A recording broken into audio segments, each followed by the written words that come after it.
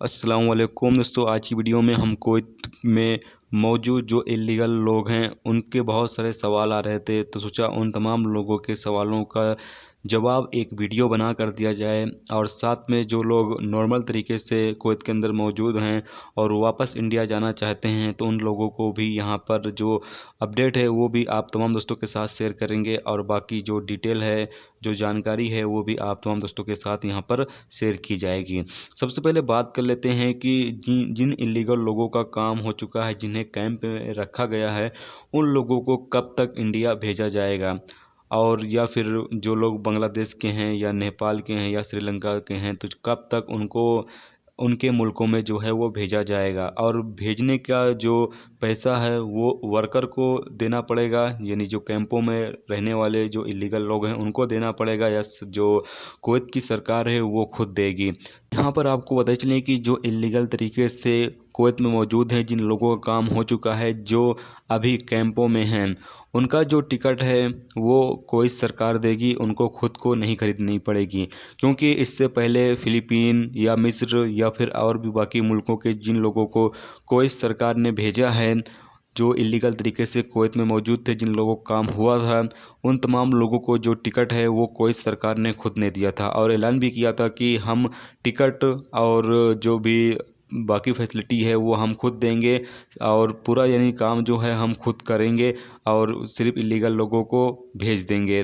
तो यहाँ पर आप तमाम लोगों को ये इस चीज़ को लेकर परेशान होने की ज़रूरत नहीं है कि टिकट जो है वो आपको खुद को खरीदनी पड़ेगी। इंशाल्लाह जो टिकट है वो कुवैत सरकार खुद आपको देगी यहाँ पर। अब यहाँ पर बताते चलें कि जो अभी तक जिन लोगों का काम हो चुका है उनको भेजा क्यों नहीं जा रहा है। न भेजने की वजह यह है, कुवैत सरकार जो है वो तो अभी तैयार है भेजने के लिए, लेकिन यहाँ पर इंडिया की जो सरकार है या नेपाल की या श्रीलंका की या बांग्लादेश की जो सरकारें हैं, ये लोग जो हैं वो अभी परमिशन नहीं दे रही हैं कि हमारे जो शहरी जो लीगल तरीके से मौजूद है, जिन लोगों का काम हो चुका है, उनको भेजा जाए। क्योंकि इनकी तरफ से एक ही जवाब दिया जाता है कि हमारे पास अभी जो करंटीना है वो हम तैयार कर रहे हैं, जैसे ही तैयार हो जाएगा हम ये हुक्म दे देंगे कि आप हमारे शहरियों को जो है वापस हमारे मुल्कों में भेज दें। तो जैसे ही इंडियन जो गवर्नमेंट है या बाकी नेपाल या फिर बांग्लादेश या श्रीलंका की जो गवर्नमेंट है वो जैसे ही परमिशन देगी, तो वैसे ही उन तमाम मुल्कों के जो शहरी हैं उनको वापस भेजा जाएगा। तो यहाँ पर जो इंडियन लोग हैं उनको भी वापस भेजा जाएगा, लेकिन यहाँ पर जो गवर्नमेंट है वो अभी परमिशन नहीं दे रही, इसीलिए जो देरी हो रही है, इसीलिए देरी हो रही है। अब यहाँ पर बात कर लेते हैं कि जो इलीगल लोगों का काम इस छूट के दौरान नहीं हुआ था और उन लोगों को अब पासपोर्ट जो है उनको मिल रहा है इंडियन एम्बेसी के ज़रिए, तो ऐसे में क्या वो लोग अभी फ़िलहाल कुवैत से जा सकते हैं या नहीं जा सकते हैं। तो यहाँ पर आप तमाम दोस्तों को चलें कि अभी वो लोग नहीं जा सकते हैं, क्योंकि जब तक दोबारा छूट नहीं आती है, जब तक उन लोगों का काम नहीं हो जाता है, जब तक वो लोग कुवैत से नहीं जा सकते हैं। तो यहाँ पर जब दोबारा छूट हो आएगी तो फिर आप लोग अप्लाई करेंगे वापस अपने देश जाने के लिए, तो फिर आपका जब काम कर दिया जाएगा तो उसके बाद जब आपको कैंप में रखा जाएगा तब समझ लीजिए कि आपको जो है इंडिया भेजा जाएगा। जब तक छूट दोबारा नहीं आती है, जब तक जो जितने भी इलीगल लोग मौजूद हैं, जिन लोगों को काम नहीं हुआ, वो लोग अभी फ़िलहाल नहीं जा सकते हैं। अब जो लोग लीगल तरीके से कुवैत के अंदर मौजूद हैं और वो लोग वापस इंडिया जाना चाहते हैं, तो आप तमाम दोस्तों को देख लें कि एक फॉर्म का जो लिंक है वो आपको वीडियो के डिस्क्रिप्शन में मिल जाएगा। अगर अभी तक आपने नहीं भरा है और इंडिया जाने के ख्वाहिशमंद हैं, तो आप तमाम लोग जो हैं उस फार्म को भरकर इंडियन एम्बेसी को सबमिट कर दें।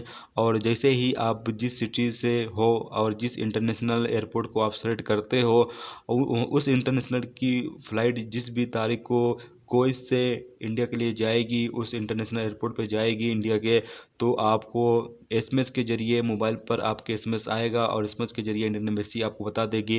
जिसके बाद आपको अपनी तैयारी कर लेनी है और उसके बाद जिस जिस डेट में फ़्लाइट जाएगी वो पूरा डेट और पूरी जानकारी जो है वो इंडियन एम्बेसी की तरफ से आपको बता दिया जाएगा। बाद में आपको अपना जो टिकट है वो ख़रीद लेना है और उसके बाद फिर आपको एयरपोर्ट चले जाना है, जिसके बाद आपका जो सफ़र है वो हो जाएगा। यहाँ पर आपको एक चीज़ बताई चलूँ कि अगर आप इंडिया जाते हो तो टिकट भी आपको यहाँ पर खुद ही खरीदना पड़ेगा। और दूसरी चीज़ ये है कि आपको वहाँ पर करंटीना में रहने का जो पैसा है वो अभी आपको ही देना पड़ेगा, ठीक है। यहाँ पर इंडिया सरकार आपको कुछ भी देने वाली नहीं है। टिकट भी आपको लेना है और करंटीना में जब जितनी दिन आपको रखेंगे 14 दिन तक, उसका जो भी चार्ज होगा वो भी आपको ही पे करना होगा। ये पूरी चीज़ें आप सोच लें, उसके बाद ही आपको इससे सफ़र करें। तो ये थे दोस्तों जो आप तमाम दोस्तों की तरफ से कुछ अहम सवाल पूछे जा रहे थे, तो इस पर वीडियो बनाकर आप तमाम दोस्तों को बताया गया है। तो उम्मीद करता हूँ दोस्तों ये वीडियो आपको पसंद आई होगी। पसंद आई हो तो लाइक और शेयर जरूर करें। चैनल पर नए हो तो चैनल को सब्सक्राइब करके साथ में बेल के आइकन को जरूर प्रेस कर दें, जिससे जब भी मैं कोई न्यू वीडियो डालूँ उसका नोटिफिकेशन आप तमाम दोस्तों को मिलता रहेगा। चलिए दोस्तों, मिलते हैं नेक्स्ट वीडियो में नेक्स्ट टॉपिक के साथ। जब तक रखिए अपना ख्याल, ओके, खुदा हाफिज़।